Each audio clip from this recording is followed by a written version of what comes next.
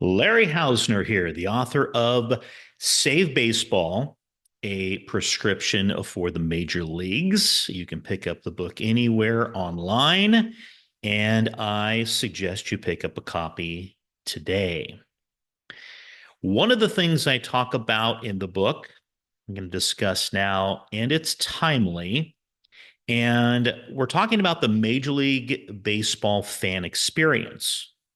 So right now, Major League Baseball teams are spending part of their offseason obviously planning for next year, which includes internally, those teams are asking themselves, how can we bring more fans into our ballpark? Well, obviously a winning team, but sometimes it's more than that, or it's in addition to that.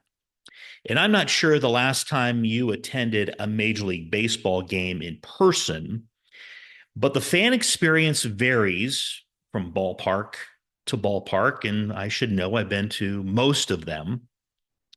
And in my opinion, for example, there's nothing like Wrigley Field.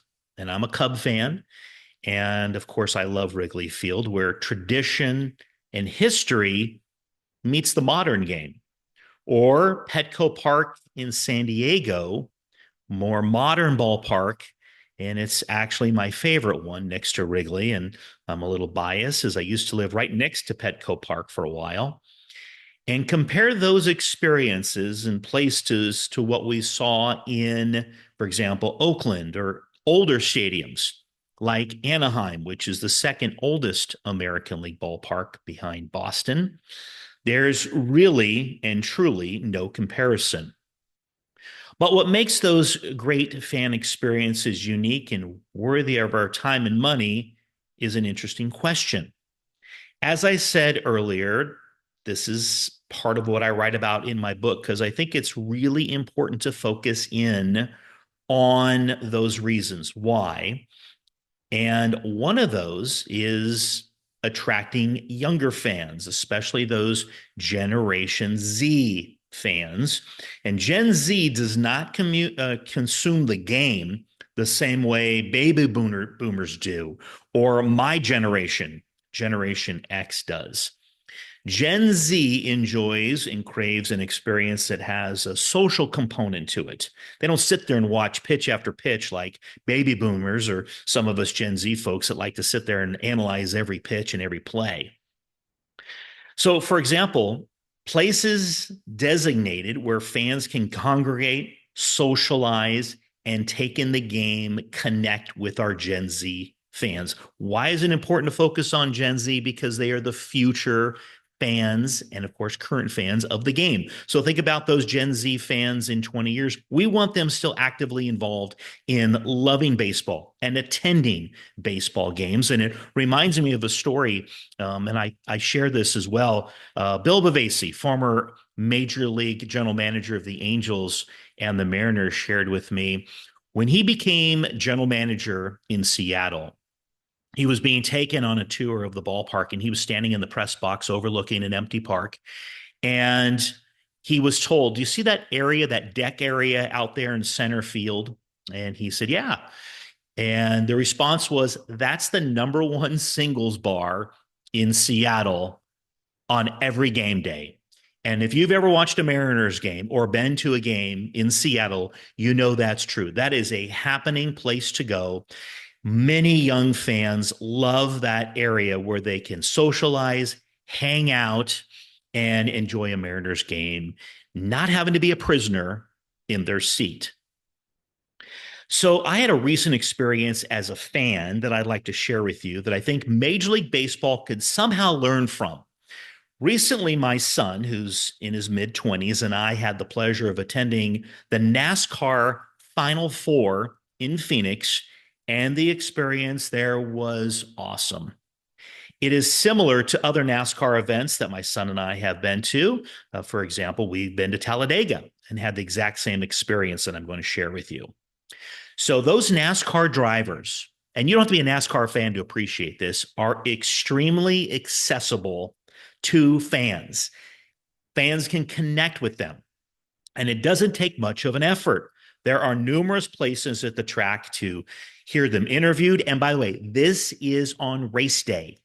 So they're 2, 3 hours away from jumping in that car. They're spending time with fans, being interviewed. They're signing autographs. You can get a picture with your favorite driver or simply have a brief conversation with them. Not only are the NASCAR drivers accessible, they're cordial, and they seem to really enjoy the interaction with fans. So the fan experience doesn't end there for NASCAR.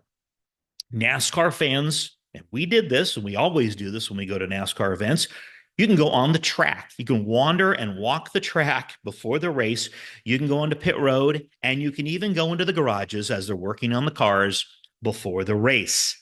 They even let you sign, you can autograph the start finish line.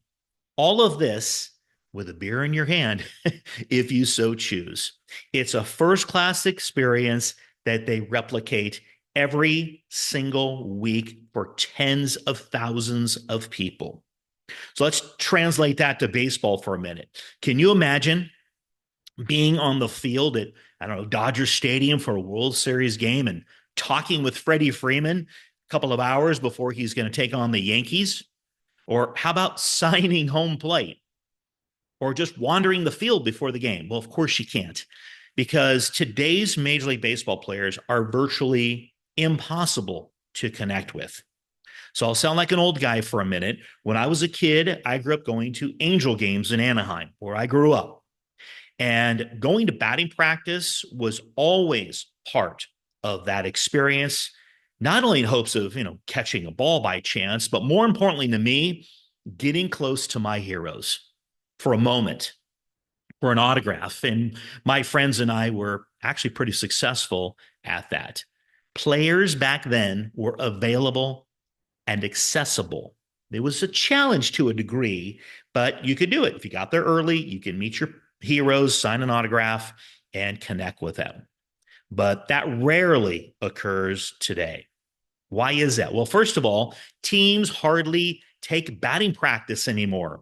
And even more rare are players chatting with fans and signing autographs.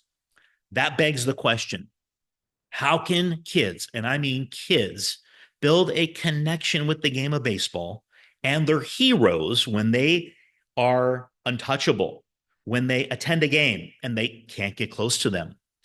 MLB has a lot of work to do in this area, and a lot of it, the fan experience, again, I write about in the book. But I would love to hear what fan experiences your team should consider implementing that perhaps you've seen in other places. Like, oh, I have in NASCAR, maybe you've seen it in MLS or other areas. Share your ideas and thoughts on what MLB can do for you, the fan, to make that fan experience awesome and worthy of your time and your money. As always, please like, comment, subscribe, and share. Until next time, for the love of the game, I'm Larry Hausner.